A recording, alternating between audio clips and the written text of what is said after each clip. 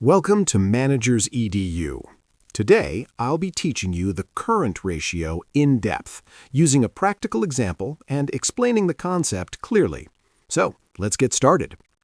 The current ratio is a liquidity ratio that measures a company's ability to pay off its short-term liabilities using its short-term assets.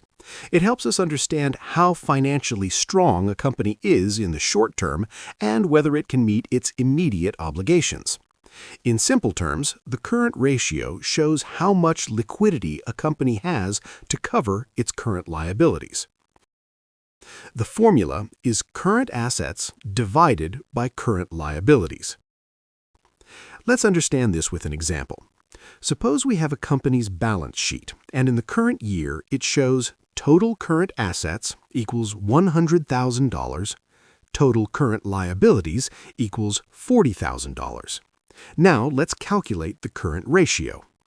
Current ratio is $100,000 divided by $40,000 equals 2.5. So, what does 2.5 mean?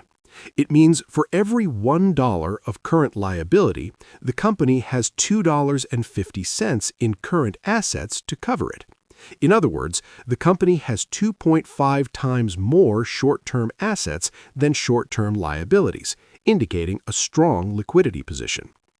It's a simple but powerful indicator of a company's short-term financial health.